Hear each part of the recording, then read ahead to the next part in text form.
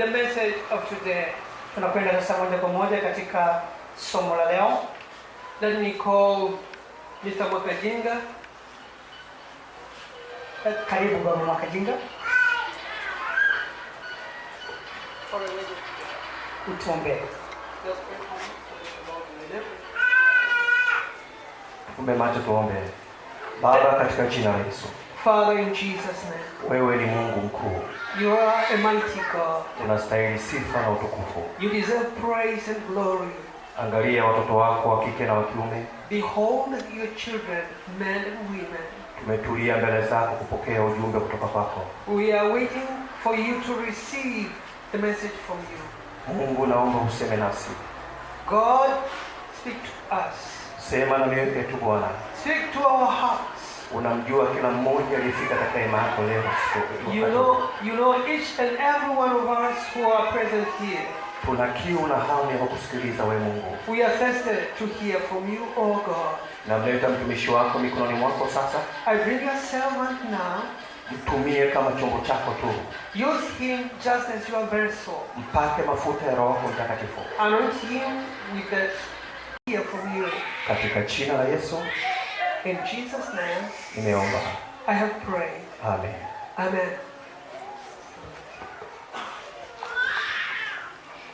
The title of my message today, I have titled it, Build Up the Wall. Kichwa cha ujumbe wangu leo nimekipa kichwa kinachosema jenga ukuta. Hallelujah. Build up the wall. Jenga ukuta. That is the title of my message. Hicho ndicho kichwa cha somo langu leo. Let me take you direct to the book of Ezekiel, chapter 22, verse 30 to 31. Kitabu cha Ezekiel sura ya 22 mstari wa 30 mpaka 31. And I sought for a man among them who should build up the wall and stand in the breadth before me for the land, that I should not destroy it, but I found none. Nami nikatafuta mtu miongoni mwao atakayetengeneza boma na kusimama mbele zangu mahali palipobomoka kwa ajili ya nchi, nisije nikaiharibu, lakini sikuona mtu. I therefore have poured out my indignation upon them. I have consumed them with the fire of my wrath. I have returned their ways upon their heads, declares the Lord God. Kwa sababu hiyo nimemwaga ghadhabu yangu juu yao, nimewateketeza kwa moto wa hasira yangu, nami nimeileta njia yao wenyewe juu ya vichwa vyao, asema Bwana Mungu.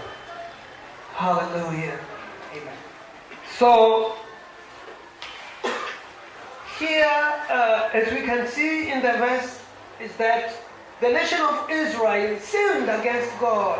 Kama tunavyoweza kuona kwenye maandiko, taifa la Israeli lilikuwa limefanya dhambi kinyume na Mungu. After sinning, the justice of God required that no sin should live unpunished. Baada ya kufanya dhambi, haki ya Mungu inataka dhambi yoyote isiende pasipo adhabu. The only way to make punishment not to be applied is for somebody to repent. Na njia pekee ya kufanya adhabu isitokee ni kwa mtu asimame atubu. Therefore, God looked among the Israelites. Kwa hiyo Mungu akatazama kwa Waisraeli. He was said that there was no person. Akahuzunika kwamba hakuna mtu who could stand and build the wall, ambaye angesimama mahali palipobomoka na kujenga ukuta.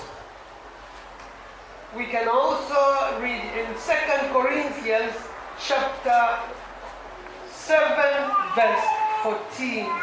Pia tunaweza kusoma katika Wakorintho wa pili sura ya 7 mstari wa 14.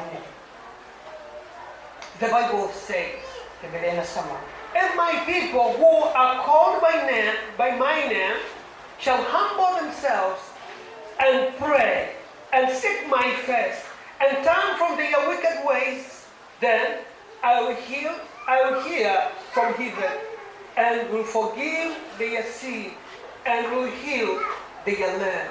Mambo ya Nyakati wa pili sura ya 7 mstari wa 14. Biblia inasema, ikiwa watu wangu walioitwa kwa jina langu watajinyenyekesha na kuomba na kunitafuta uso na kuziacha njia zao mbaya, basi nitasikia toka mbinguni na kuwasamehe dhambi yao na kuiponya nchi yao.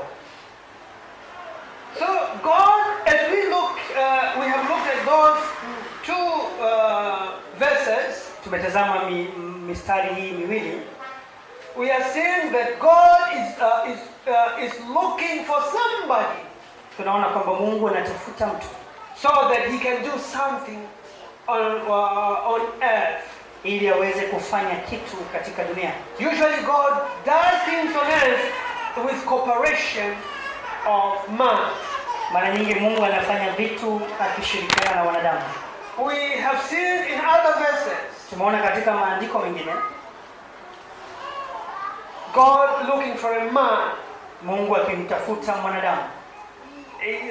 For example, he wanted to revive the nation of Israel. Kwa mfano alipotaka fufua au kulirejesha au kulirejea taifa la Israel, he told the prophets to prophesy. Aliwaambia manabii watoe unabii. So after prophesying, na baada ya hizi nabii, then God acted. Mungu akawa anafanya. That is the principle of God. Hivi ndivyo Mungu alivyo, ndio taratibu zake. Why? Kwa nini? Because God has given authority to you and me. Sababu Mungu ametupa mamlaka mimi na wewe. He'll never intervene in our affairs. Hawezi kuingilia mambo yetu without telling us or without cooperating with us. Pasipo kushirikiana na sisi. I remember also one example. Nakumbuka pia mfano mwingine. When something bad wanted to happen to a person among us. Kitu chochote kibaya wakati mwingine kinapotaka kutokea kati yetu, God will tell us through one of us. Mungu huwa anasema kupitia mmoja wetu that such and such a thing is about to happen. Kwamba kitu hiki na hiki kinatarajiwa kutokea. So we take action of praying. Kwa tunafanya maamuzi na kuomba. After prayer, baada ya kuomba, then that evil thing is averted. Mara nyingi kile kitu kibaya kinaepushwa. God heals us. Mungu anatuponya because we have prayed. Kwa sababu tumeomba. But it's God who informed us. Ni Mungu anayetupatia taarifa. Why didn't God just heal us or just do whatever? Kwa nini Mungu asifanye tu vyovyote? Because it's in his principle. Kwa sababu yuko katika taratibu zake. That when he wants to interfere on earth, kwamba wakati wote anapotaka kuingilia mambo duniani, he will always look for a man. Mara nyingi atatafuta mtu. Because man have got a delegated authority. Kwa sababu mwanadamu anayo mamlaka aliyopewa. Delegated from God. Ambayo amepewa na Mungu. Hello? A man who has got this delegated authority. Na mwanadamu huyu ambaye ana hii mamlaka kutoka kwa Mungu is his son or his daughter. Ni watoto wake. Is his saint. Ni watakatifu wake. Those who have been cleansed with the blood of Jesus. Wale waliotakaswa na damu ya Yesu. And you are the people. Na wewe ndiye who have been cleansed in the blood of Jesus. Ambao umetakaswa na damu ya Yesu. And this generation. Na kizazi hiki. If God wants to do something. Kama Mungu anataka kufanya kitu. He will always move around. Mara nyingi atatembea. His eye will run from this angle to that angle. Akiangalia huku na huku. Looking for a person who is ready. Akitafuta mtu aliye tayari. Looking for a person who is qualified. Mtu anayestahili to pray. Kuomba. So that God can act. Ili Mungu afanye kitu. If we read in Chronicles chapter 7 verse 14. Kama tunasoma Mambo ya Nyakati sura ya 7, Mambo ya Nyakati wa pili sura ya 7 mstari wa 14. I repeat again. Nairudia tena. He says, if my people who are called by my name, anasema ikiwa watu wangu walioitwa kwa jina langu, shall humble themselves, watajinyenyekesha, shall stop sinning, wataacha dhambi, shall repent, watatubu, and be holy before God, watakatifu mbele zangu. Then, if they pray, hapo sasa if they ask, hapo sasa God will move in action. Mungu atafanya to heal the land, kuponya nchi, to heal the person. kuponya mtu. God will forgive. Mungu atasamehe. God will avert an evil thing which otherwise could have come upon man. Mungu ataepusha kile kitu kibaya ambacho kilikuwa kimekusudiwa kuja. One will say, Mtu anaweza kusema, where are we going, Pastor? unakwenda wapi? You are telling us the things we already know. Unazungumza na sisi vitu tunavyofahamu. Yes, I know that you do know. Nafahamu, mnafahamu. But we are moving somewhere. Tunakwenda mahala. We are moving somewhere. Tunakwenda mahala. And this verse says, Kama andiko hili linavyosema,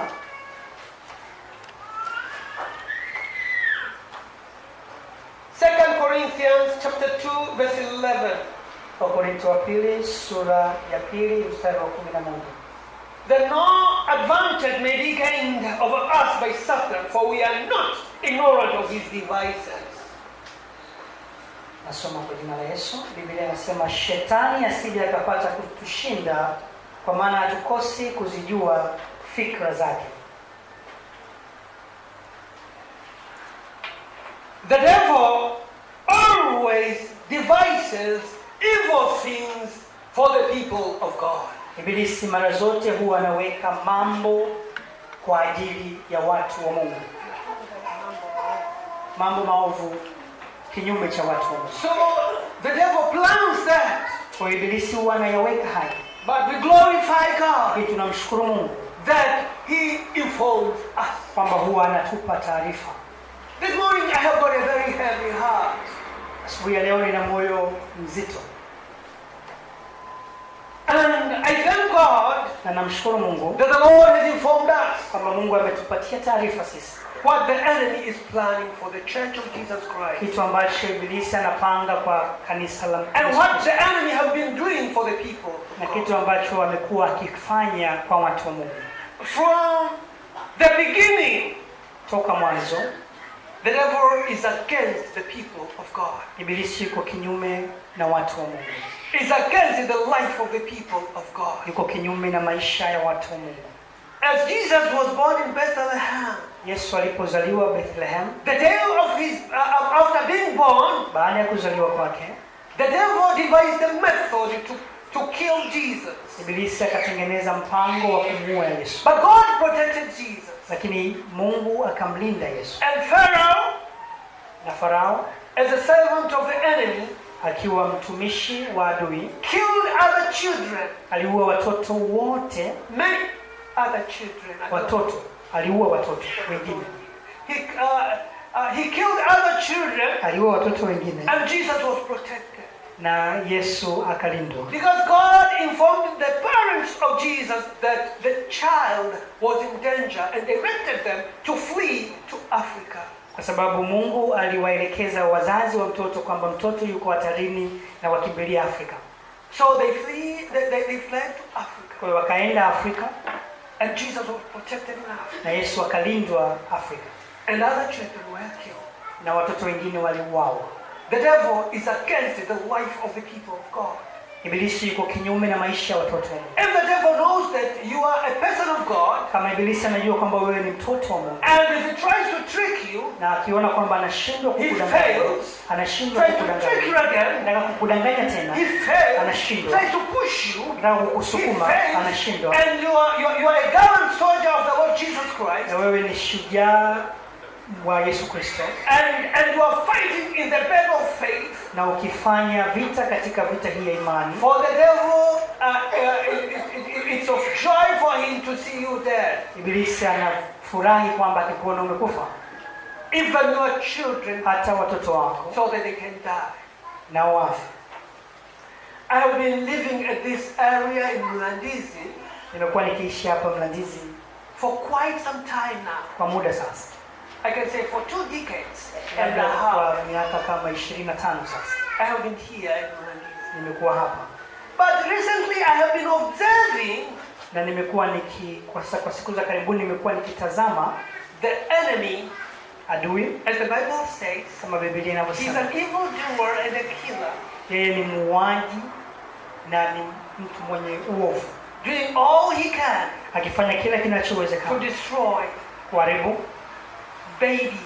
watoto, Hello, are we together? To destroy newborn babies. kuharibu watoto wanaozaliwa.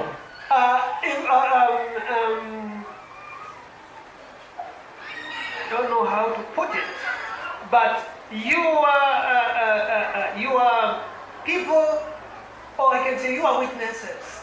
Naweza nikasema ninyi ni mashahidi that many of our sisters or mothers, ndugu zetu wa kike na wa kike wa mama pia, they undergo a lot of problems during birth, when they are giving birth to children. Wanapitia matatizo magumu wanapokuwa wakati wa kujifungua. I have lived here for a long time. Nimekuwepo hapo kwa muda. But this time these things are abnormal. Unaanza kuona mambo haya yanayotokea si ya kawaida. If you go to the hospital, unapokwenda hospitali, you ask, what do they expect if there are 5 women? The nurses will say, we expect at least 2 of them to die, or 1 of them to be born lame, or they will give a good percentage that the child expected to be born will be either lame or will be either lame. Ukiwauliza uamini, ukienda hospitali ukiwa unataka kupata taarifa labda na mama wajawazito 5, labda mpate taarifa wangapi watazaliwa, labda ni wana udhaifu, labda ni viwete. The nurse will say a few will die and some will be incapacitated in one way or the other. Manesi watasema kuna wachache watakufa, wengine watakuwa hawawezi katika namna moja au nyingine. As I was observing here, nilipokuwa natazama hapa, I found that nimekuta kwamba there are a lot of problems during childbirth. Tumekuwa na matatizo mengi sana wakati watoto wetu wanazaliwa, which are abnormal, ambayo sio ya kawaida. Hello, together. Tuko pamoja. If I count in this year, kama nikihesabu mwaka huu, from last year, labda kuanzia mwaka jana, not more than 10 babies were born from here. Watoto zaidi kama ya 10. Not more than 10. Si zaidi ya 10 walizaliwa. Were born from this church. Walizaliwa kanisani hapa. But about 6, na miongoni mwa 6 kati ya hao, some died before being born. Wengine wamekufa kabla ya kuzaliwa. And some were born but maybe lame. Kuna wengine wamezaliwa wakiwa na udhaifu wa miguu. With some unfortunate things as they are born. Na vikitokea vitu vya tofauti wanapozaliwa. As I was observing, nikiwa natazama and praying, na nikimuomba Mungu, then this came to my mind. Hii ikaja kichwani kwangu. That this is the work of the enemy. Kwamba hii ni kazi ya ibilisi. Hello, are we together? And as people of God, na kama watoto wa Mungu, the Bible says, Biblia inasema, God gives us the ability to know the tricks of the enemy. Mungu ametupa uwezo wa kufahamu hila za ibilisi. And it's us who can say no. Ni sisi ndio tunaweza kusema hapana. It happened about 13 years ago. Kama miaka 13 iliyopita, something like this happened. Kitu kama hiki kilitokea. Here at Mlandizi. Hapa kwetu Mlandizi.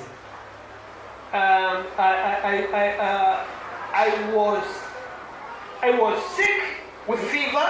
Nilikuwa ninaumwa homa. And actually that was my first fever, my first disease for about 10 years. Miaka hiyo yote 10. For God kept me healthy. Sababu Mungu aliniweka nikiwa na afya. When I get at that time when I became sick, wakati huo nilipokuwa mdhaifu, I prayed and immediately I received my healing. Nikaomba na wakati huo nikapokea uponyaji. Nilikuwa na maybe I should go more close. Kwa hiyo kwa miaka 10 years nilikuwa nimekaa tangu niokoke na kukaa kwenye huduma. Karibu miaka 10 au 15 nilikuwa sijawahi kumeza kidonge. From a point I was born again and the time I was in ministry for about 15 years, I did not take any pill. Sikuwahi kumeza kidonge. I was not taking pills. Hata sasa nameza mara chache sana. Even now I take them very rarely. Mungu amekuwa akiniponya kwa neema. God has been healing me for his grace. Kiomba napata uponyaji, kwa hiyo naendelea. I receive healing. Lakini kama miaka 12 iliyopita, 12 years ago, baada ya kukaa kama miaka 15 bila kumeza kidonge, after 15 years of taking no pills, nikashikwa na homa. I had a fever. nikamwambia mke wangu najisikia vibaya na homa. I told my wife I am feeling not well. Kama kawaida nikaomba, nimewahi kutoa ushuhuda huko kwa watu. As usual, Lakini ni wachache sana wanaokumbuka, labda mzee Olomi na watu wachache, kwa hiyo nitaurudia. I prayed. Kwa hiyo nikaomba. I prayed. Baada ya kuomba sikupata uponyaji. And I did not receive healing. Na wakati huo nilikuwa naendesha baskeli. And at this time I was riding a bicycle. Hii homa ilinifanya kiuno kiwe kinauma sana. This fever came with a very strange pain. Kwa hiyo nikawa naumwa. So I was sick. Lakini sikutaka kulala. And I did not want to sleep. Lakini baada ya siku kama 2, but after 2 days, sikuweza kutembea. I could not move. Nikalala. So I was sleeping. Lakini sikumeza dawa. And I did not take any pill. Nilikuwa naomba. I was praying. Siku ya pili nikiwa kitandani. The second day when on my bed, mke wangu akaniambia, baba, itabidi unywe dawa. My wife told me, Father, you have to take a pill. My husband, can you take a pill? Yes. Akaniambia, itabidi unywe dawa. Please take a pill. Nikamwambia, I said no. Sinywi dawa, mimi nitapona. I said I will receive healing. Akaniangalia. She looked at me. Nadhani tangu tuoane ilikuwa ni mara ya kwanza kulala kitandani na umwa. And I think since we were married, this was my first time me being at a bed rest. Kwa hiyo alipo akaniacha, baadaye akaja tena, nadhani siku ya pili yake au ya tatu. So she left me for a while, but then she came back again. Akaniambia, bwana, wewe una imani. She told me, you have faith. Akasema, mimi bwana, imani yako hiyo sina. But I don't have that faith you have. Kwa hiyo nenda hospitali. So please let's go to hospital. Sasa nikamtii. So I obeyed. Nikaenda huku nasikitika, maana nimezoea kuomba napona. I went very sad, but we went to the hospital. Kwa hiyo nikaenda hospitali. So we went to the hospital. Napofika hospitalini, at the hospital, nikamwona mtu mwingine anakuja, na watu wengi sana walikuwa wanaumwa wakati anakuja hospitalini. There was someone else coming at the hospital. Amepata malaria, cerebral malaria. He had a cerebral malaria. Kwa hiyo he was moving strangely. He was shouting. Yes. Kwa hiyo anapiga kelele, shouting. Kwa hiyo Roho Mtakatifu akaniambia, Holy Spirit told me, unaona hiyo? Do you see that? Nikasema ndio naona. I said yes, I see. Akasema hiyo sio homa. He said that's not a fever. Ni roho. It's a spirit ya homa. It's imevamia mji. It's a spirit of fever that has infested the town. Kemea. Come against it. Bwana Yesu asifiwe. Kwa hiyo nikapewa dawa. So I received my medication. Nikapona pale pale. And I was healed. Lakini Mungu alikuwa amenipa kazi ya kukemea. But God gave me a job to come against this. Kwa hiyo nikafunga na kuomba. Sikumbuki sana, lakini kama nilishirikisha kanisa. But I fasted. I don't remember very well. I think I incorporated the church on the prayers. Kwa hiyo tukaomba na kukemea ile homa. Watu walikuwa wanaugua sana. So we prayed against the spirit. Lile wingu likaondoka. And that cloud was moved. Lakini sasa hivi tunachoona, right now what we are seeing, uzazi umekuwa mgumu sana. Childbirth has been very difficult. Uzazi unatisha. It's scary. Mtu akienda hospitalini, ibilisi anamwambia huponi mwaka huu. When someone goes to the hospital, the devil says you die. Na sisi hapa tunahubiri, tunatia moyo watu wazae. And here we encourage people to have children. Ibilisi hataki kabisa. The devil doesn't want that. Na kama uamini, and if you don't believe, baada ya kuchukua hatua tutakazochukua, after we take the steps that we will take, tutafuatilia, we will follow. Nao manesi hapa. I have people at the hospital. Nao wamama hapa wenye ndugu zao. I have people with relatives there. Kwa hili wingu la vifo vya watoto, this cloud of hili wingu la watoto kuzaliwa vilema, child being born lame, tunalikataa, we reject it. Na vita yetu, in our battle, japo tunatembea kwa jinsi ya mwilini. Wakorintho sura ya 2 mstari wa 10, Wakorintho wa 2:10 mstari wa 3. 2 Corinthians chapter 10 verse 3. I'm reading. Japo tunatembea, maana ingawa tunaenda katika mwili, hatufanyi vita kwa jinsi ya mwili, maana silaha za vita vyetu si za mwili, bali zina uwezo katika Mungu hata kuangusha ngome, tukiangusha mawazo na kila kitu kilichoinuka kijinuacho juu ya elimu ya Mungu, na tukiteka nyara kila fikra ipate kumtii Kristo. 2 Corinthians chapter 10 verse 3 on verse 3 to 6.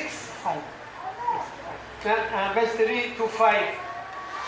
The Bible says, though we walk in the flesh, we do not war according to the flesh. For the weapons of our warfare are not of the flesh.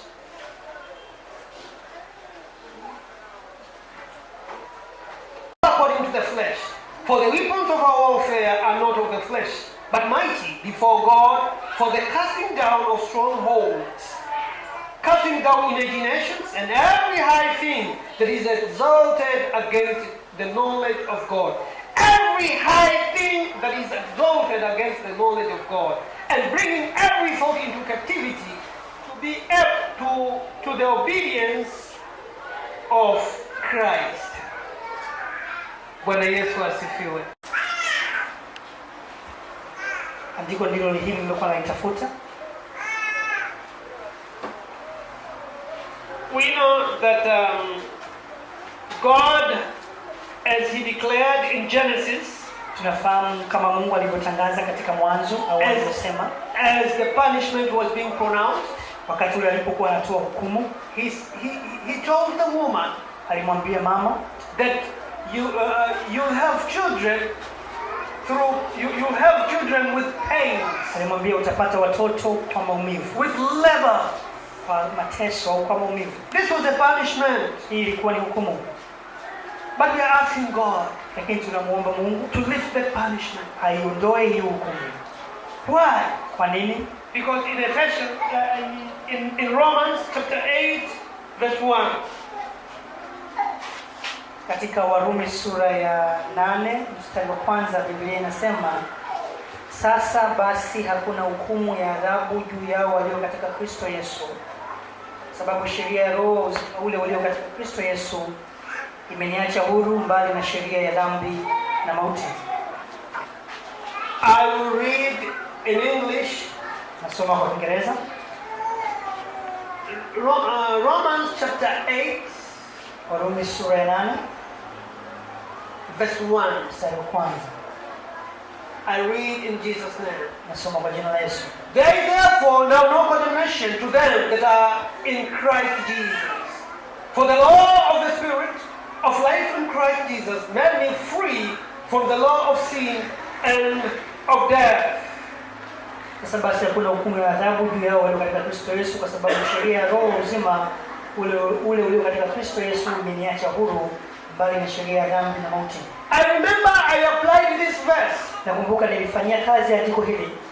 This Mama Ulomi huko. Mama Ulomi. I applied this verse to Mama Ulomi. Tulifanyia kazi andiko hili kwa Mama Ulomi. Very long time ago, maybe miaka mingi imepita. Mtoto wa mwisho ana miaka mingapi sasa Mama Ulomi? About 20 years ago, kwa miaka 20 iliyopita. Nilitumia andiko hili kwa Mama Ulomi. We used this verse to pray for Mrs. Ulomi. Uzazi wake ulikuwa wa shida sana. A childbirth.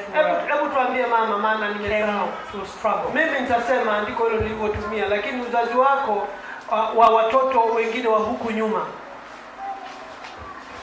Nilikuwa napata uchungu kwa muda mrefu kwa shida sana. Nilikuwa naenda mpaka Tundu, lakini hawa watoto wawili hao nilipata tu nyumbani kabla ya uchungu hujafika kubwa, na ngojelea nakuta nimekuja nyumbani.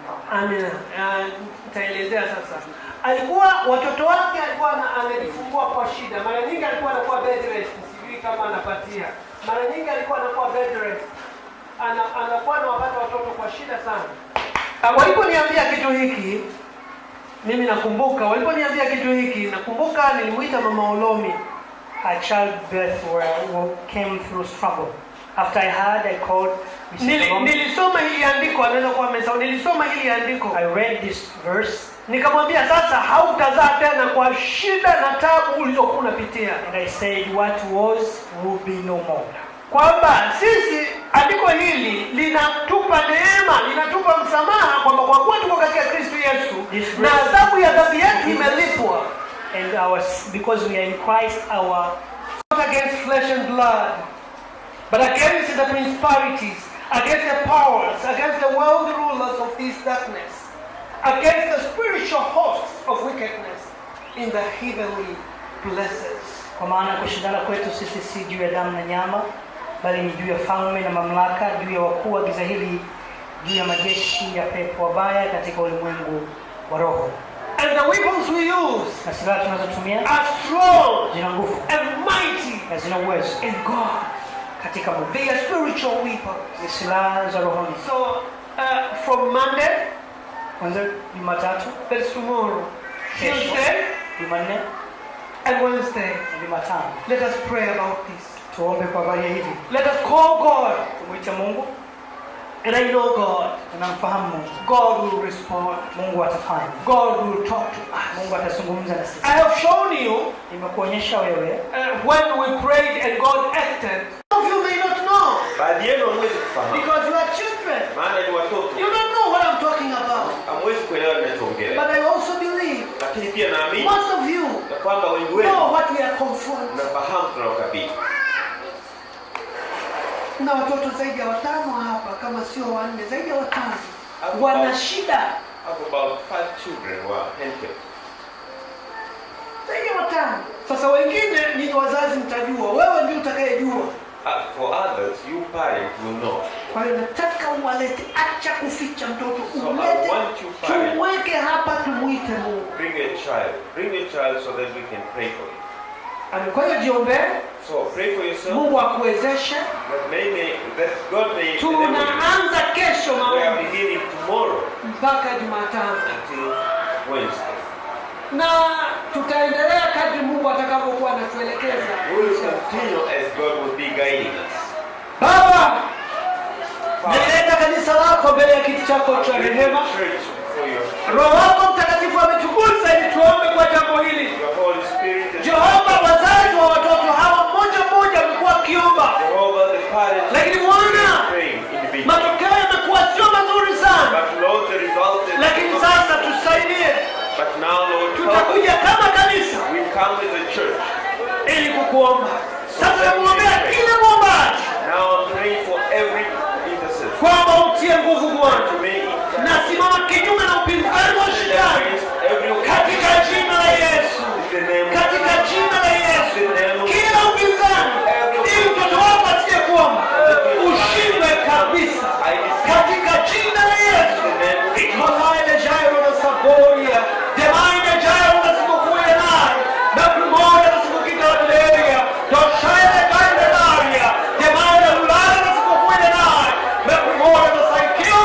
Jamou na sikukuye naita. Jamou na nara na saboria. Ikababara botalona jairo na sikukuye naita.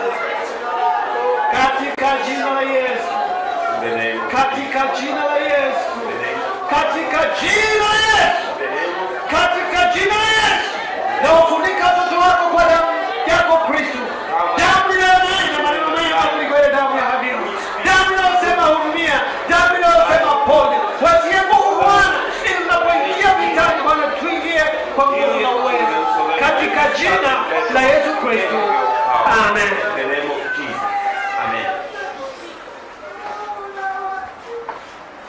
Baba mtakatifu, katika jina la Yesu, ninakushukuru kwa ajili ya neno lako. Asante kwa ajili ya mtumishi wako uliyempaka mafuta. Asante kwa ajili ya ujumbe mzuri. Asante hata kwa ajili ya neema yako, maana umetukumbuka Mfalme, nawe ukaona mateso yetu. Kwa maana wakati sasa tunakabidhi mikononi mwako na kukusihi ututie nguvu kwa ajili ya kulitenda hili ambalo tumeahidi mbele zako. Asante pia kwa ajili ya kipindi kinachoendelea. Na mkabidhi mkononi mwako mwalimu shule ya wanafunzi. Nikusihi Bwana upate kumtia nguvu na kumuongoza ili aweze kunena maneno yako kama unavyotaka. Katika jina la Yesu nimeomba na kushukuru. Amen. Kuokoka, kama yuko mtu anayetaka kuokoka. Kama anayetaka kuokoka nitaanza naye. Anayetaka kuokoka naomba kuokoka waje hapa, alafu wagonjwa naomba tusogee upande ule, nitaomba kwa ajili ya sasa utanifuatisha ninachosema. Naomba kama Elekea yupo, mama mchungaji, kwa mtoto mgonjwa naomba uje. Naomba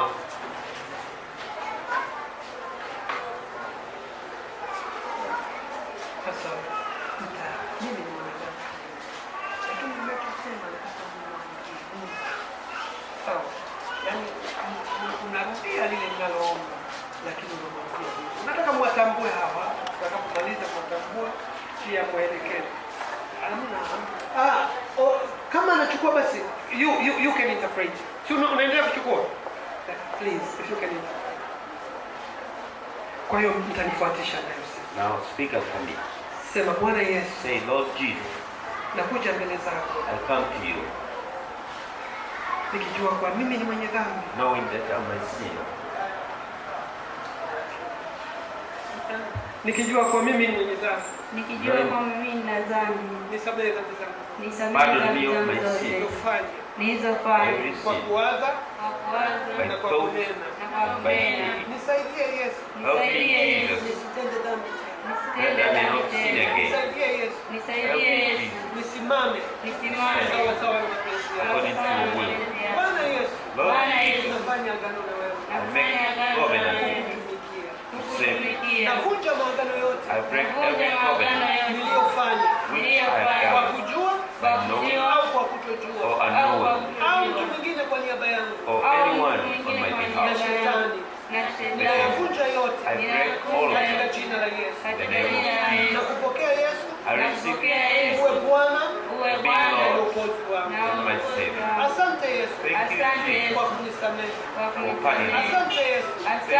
Kwa kuniokoa. Nimeokoka. Hongera sana. Hivyo tu ndio umeisha hapo. Na salamu yetu tunasema Bwana asifiwe. Tunasema Bwana Yesu asifiwe. Bwana Yesu asifiwe. Amina. Bwana Yesu asifiwe. Bwana Yesu asifiwe. Amina. Bwana Yesu asifiwe. Tunasema Bwana Yesu asifiwe. Bwana nani? Bwana Yesu asifiwe. Ndio salamu zetu. Bwana Yesu asifiwe. Ndio salamu zetu. Tunahitaji jina la Yesu maana lina nguvu, lina mamlaka. Kwa hiyo ni bora hata kuliko ile la Shalom. Ni bora hata kuliko lile la Shalom. Wengine wanasema Shalom. Shalom maana yake amani. Sasa amani gani? Kwa hiyo sisi tunasema Bwana Yesu asifiwe. Bwana Yesu asifiwe. Haleluya. Tafadhali jamani, Mungu watambueni hawa alafu tutapanga jinsi ya kuwafundisha. Naomba arrange how to teach. Basi naomba watambue alafu tutapanga jinsi ya kuwafundisha. Sasa nani anaumwa? Sogea mbele. Sogea mbele, tutaweka mikono juu yako. Unaumwa nini? Kifua. Sema Bwana Yesu. Say Lord Jesus. Bwana Yesu. Niponye kifua. Katika jina la Yesu. The name of Jesus. Katika jina la Yesu. The name of Jesus. Nguvu za maumivu achia. Mwache huru. Maumivu ya kifua achia. Sasa hivi ninapotamka ni kwa jina la Yesu Kristo. Kila nguvu ya kuzimu, kila mamlaka mwache huru. Katika jina la Yesu. Katika jina la Yesu. Achia. Release. Mwachie. Release. Katika jina sasa hivi ninapotamka. Right now. Nguvu za kuzimu, nguvu za nguvu za giza. Mwachie. Toka nje. Toka nje. Release. Right now. In the name of Jesus. Say thank you, Jesus. Say thank you, Jesus. Thank you, Jesus. Endelea. Katika jina la Yesu. In the name of Jesus. Pokea uzima. Receive. Pokea afya. Receive. Kwa jina la Yesu Kristo. In the name of Endelea kusema asante Yesu. Nitakuuliza. you're confessing. Nani mama? Wewe uko kwenye foleni ya maombi. Basi mshike mama. Hold high the bed. Unaomba mgongo. Endelea kusema asante Yesu. Nitakuuliza tumeamuru upone, yani hapa uondoke huko mzima. Kwa utakuuliza kifua kiko gani? Katika jina la Yesu Kristo. The name of Jesus. Katika jina la Yesu. The name of Jesus. Katika jina la Yesu. Roho ya maumivu achia, mwache huru. Ninakuamuru roho ya maumivu mwachilie.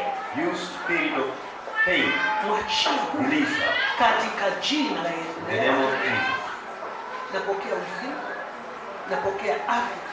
Sasa mko wengi, naomba niombe jumla, wewe utautaja ugonjwa wako, alafu nitakuuliza, nitarudia kumwekea mikono mtu kwa hajapona. Basi, katika shika pale, sema Bwana Yesu, naomba uniponye. Natamka uzima, natamka afya kwa jina la Yesu. Katika jina la Yesu, napokea uzima. Sasa endelea kuomba. Baba mtakatifu, natamka uzima, natamka afya katika jina la Yesu. Katika jina la Yesu, pokea afya, pokea uzima. Ewe udhaifu, achia, wachie huru sasa. Wachie huru, wachie katika jina la Yesu. Katika jina la Yesu, pokea uzima, pokea uzima, pokea afya. Maumivu achia. Wakati ninapotamka maumivu mwachilie huru, mwachie katika jina la Yesu. Mwachie huru katika jina la Yesu. Amen. Naomba ujiangalie. Now check yourself. Jiangalie, utakuta maumivu yameisha. Jiangalie palipokuwa panauma. Fanya ulilokuwa huwezi kufanya. Fanya kama haiwezekani unaniambia mchungaji, kwa kweli mambo ni yale. Kama umepona unaniambia mchungaji, nimepona. If you are healed, confess your healing. Sasa naomba yule ambaye kuna tofauti, naikuta amepona, anyoshe mkono. Basi nyinyi mliopona nikupiteni hapa mbele. Pita. Nyinyi msiondoke. Msiondoke. Mtaondoka mmepona. Wewe nyinyi mliopona piteni hapa mbele. Those who have been healed, come forward. Ambaye anajiona amepona. One who confesses that he is healed. Sema alikuwa mmoja. Now say what you've been sick. Nilikuwa na matumbo, chini ya kitovu, nilikuwa na kifua, mgongo, yani mwili wote. Yeah, so many places, my stomach, even my back and other places were feeling pain. Sasa ukichukua unachukua kwa mbele. Nani unachukua kwa hivi? Sasa unachukua migongo, watu hawaonekani. Mtu anaonekana kabisa nese. Ulikuwa unaumwa nini? Mgongo, tumbo. Nani amemponya? Piga makofi kwa Yesu. Mwingine. Wewe ulikuwa unaumwa nini? Nilikuwa naumwa kifua, silali, lakini nimekuja hapa kwa tunaumwa sasa hivi kapona. Sasa hivi la kiume. Nani kamponya? Piga makofi kwa Yesu. Amina. Yule mwanangu njoo. Usirudi ngoja tuombe. Mwingine aliyepona